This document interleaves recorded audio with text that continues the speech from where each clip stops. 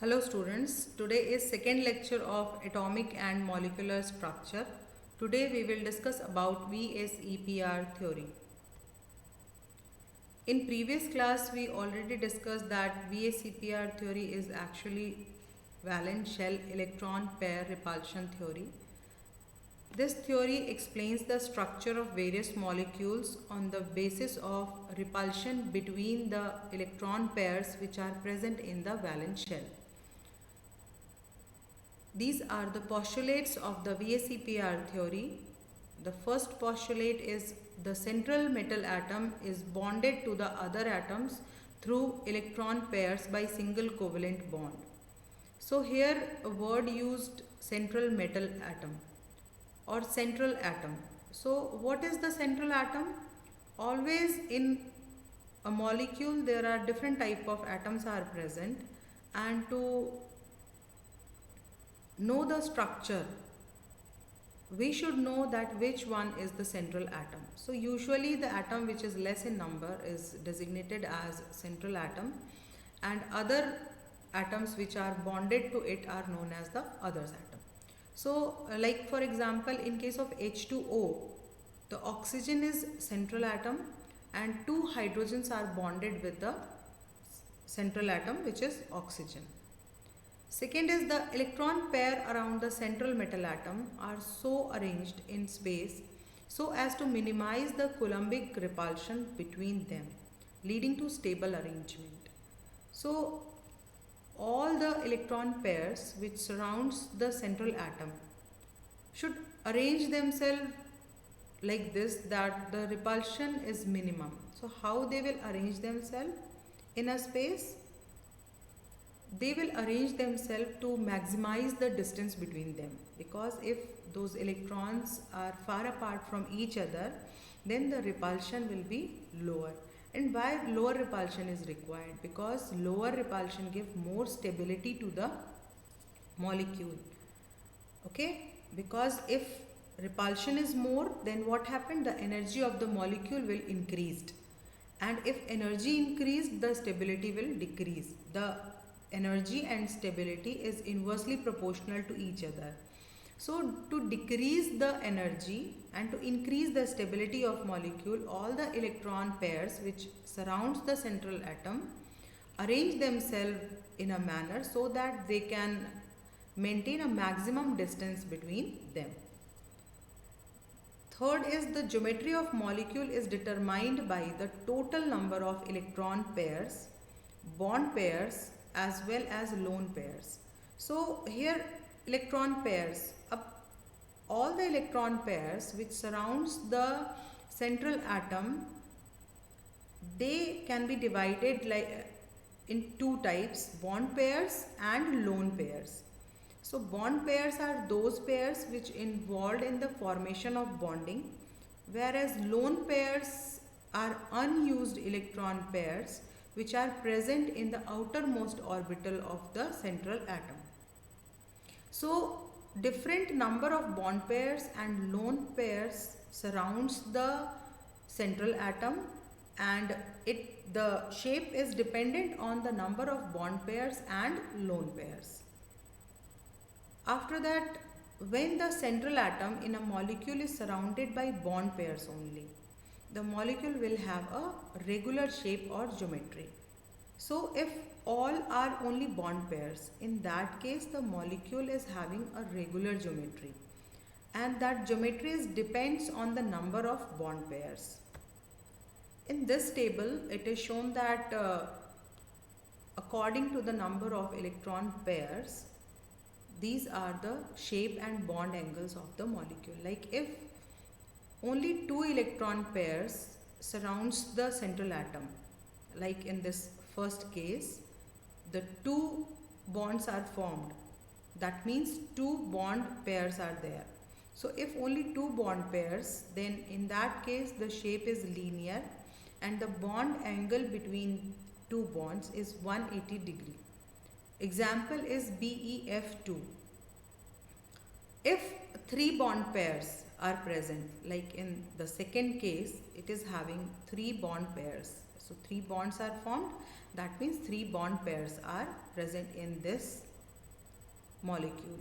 And the angle between these bonds are 120 degree, because at this angle these 3 bond pairs can maintain the maximum distance.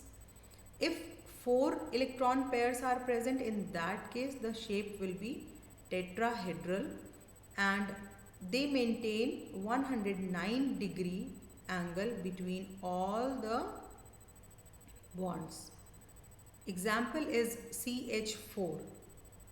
Fifth is if number of electron pair is 5, in that case the shape will be trigonal bipyramidal. So here you can see that this one is forming a triangle.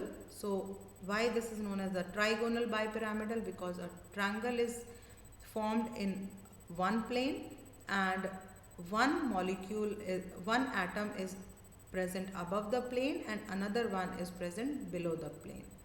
So this center portion which is in one plane is just like the trigonal planar.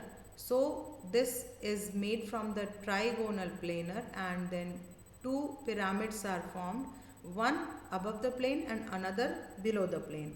So here the angle between the axial and equatorial atom is 90 and between the equatorial atoms 120. Another case, when the electron pairs are 6, in that case the shape will be octahedral. The shape will be octahedral, and in this case the 90 degree, it is 90 degree. So the bond angle is 90 degree between all the atoms. Here these 4 are in same plane. These 4 atoms are present in same plane and one atom is present above the plane, another atom is present below the plane.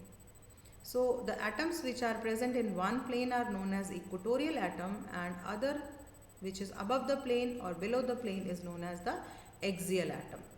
Then if 7 electron pairs are present, then what happened? It will give an angle of 72 degree and 90 degree. Here again a pentagon is formed in one plane and one atom is present above the plane, other atom is present below the plane.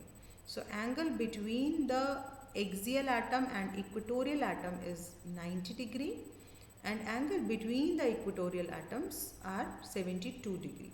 So by this way the different regular geometries are formed if the bond pair which surrounds the central atom is only bond pair type.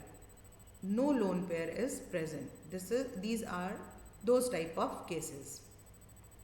These are the examples of different molecules which are having these shapes. Then when the central atom in a molecule is surrounded by bond pair as well as lone pair, the geometry is distorted or irregular. The previous one is the regular structures, but if lone pairs are also present along with the bond pair, what happened? The geometry is distorted. It is slightly different from the regular structures which we have discussed in earlier slide. This is because a lone pair of electrons take up more space around the central atom than a bond pair. Why? Because bond pair is between two atoms. So obviously the bond pairs having more space to move, but the lone pairs are only with the central atom. That's why they are more close to the central atom and they require more space. So obviously they will distort the actual structure, and presence of lone pair will alter the bond angle also to a small extent, which does not pertain to any geometry. That means it affects the bond angle, but it is nothing with the geometry actually. Then as the number of lone pair of electron pair in the valence shell of electron atom increases, the bond angle decreases. That means if number of lone pair are more, in that case the bond angle decreases. Like if one lone pair is there, the bond angle decrease slightly. If two lone pair is present, the bond angle decrease more. If three lone pair is present, the bond angle decreases more and more. So these are the different cases. This is a thumb rule that if the number of lone pair is more, in that case the decrease in angle is more. In a similar type of hybridization only. If you are going to compare the lone pairs, then obviously the type of hybridization should be same. Then it is found that repulsion between the lone pair electron is greater as compared to the bond pair of electron. Why? We have already discussed in this point that the lone pair require more space as compared to the bond pair. The order of decreasing repulsion being like this one is the repulsion order. Lone pair repel more, then lone pair and bond pair repulsion, and the least repulsion in case of the bond pair. Also, as electronegativity of central atom decreases, the bond angle also decreases. If the electronegativity of central atom is lower, in that case what happened? The bond angle also decreases. If molecules are formed by similar type of hybridization, always when you are going to compare the bond angle, the hybridization type should be similar. As electronegativity decreases, the distance of valence shell electrons from the nucleus increases. Because electronegativity, when this electronegativity decreases, what happened? The distance of valence shell electrons from the nucleus increases. That means the effective nuclear charge decreases that time. So here some examples are given like H2O, H2S, H2Se. Here you can see that when electronegativity decreases, the bond angle also decreases. Clear? Next is if the central atom remains the same but the surrounding atom varies. In that case what happened? Then with the decrease in electronegativity value of surrounding atoms, the bond angle increases. So in case of surrounding atom, it is just opposite to the case of the central atom. In central atom, when electronegativity decreases, the bond angle decreases. But if electronegativity of surrounding atom decreases, the bond angle increases. Here examples are given. Here you can see that electronegativity of central atom decreases. What happened? The bond angle also increases. So this is for the central atom, but we are discussing here for the other. You can see here that in case of chlorine, bromine and iodine, what happened? The electronegativity slowly decreases. So here electronegativity is decreasing and bond angle is increasing. Here it is written for central atom, but it is for the surrounding atoms. It is not for the central atom.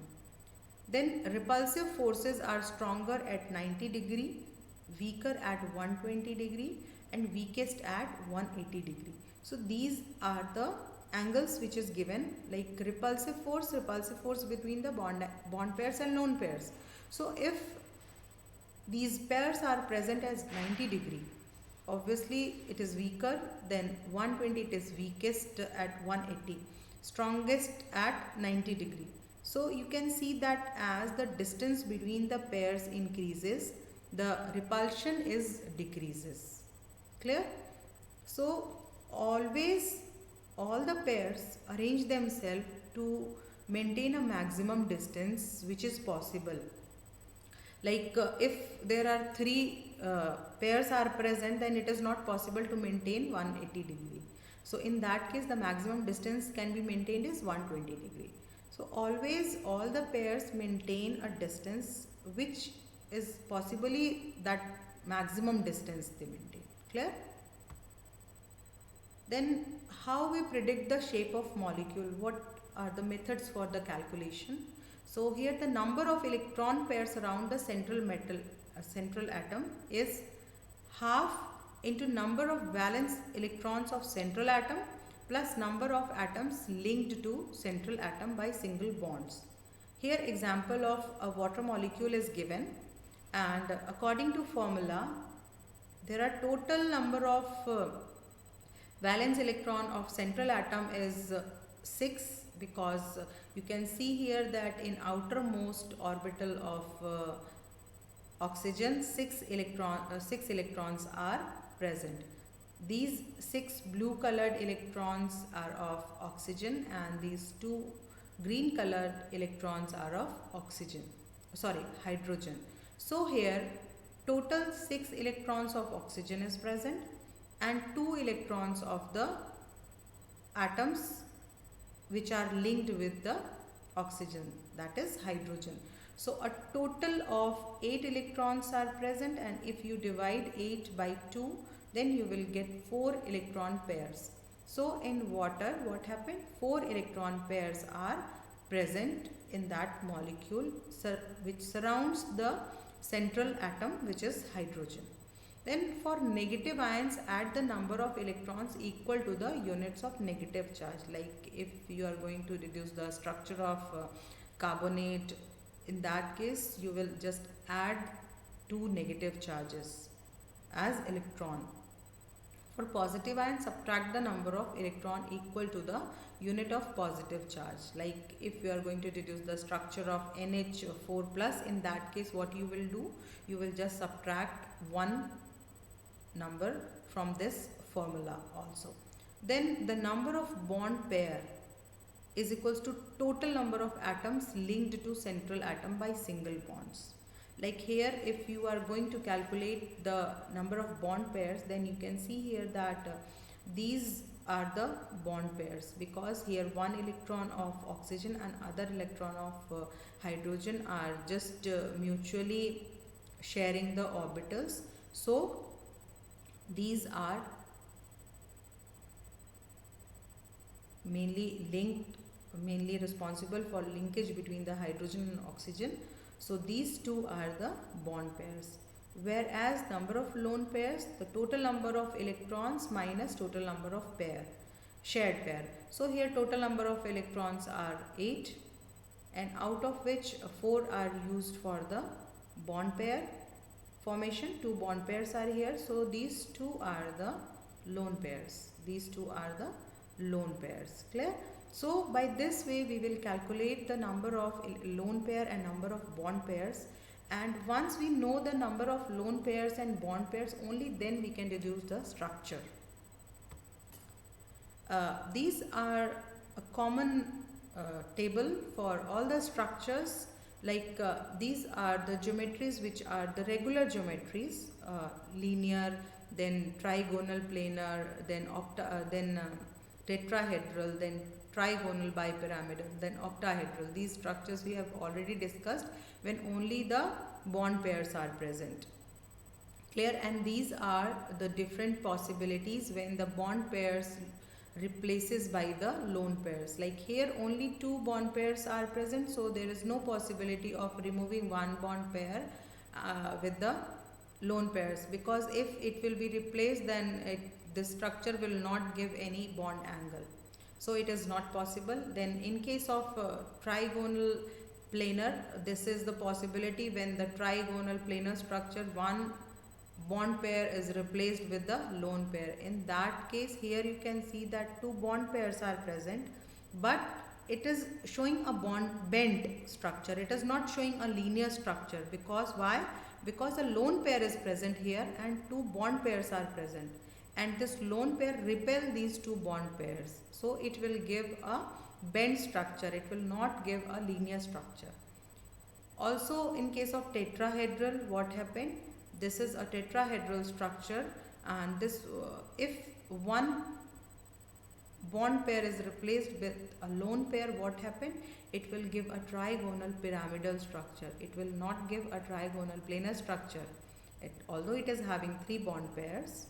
And once if you see a normal structure, it is very difficult to know that whether it will form a trigonal pyramidal structure or it will form a trigonal planar structure.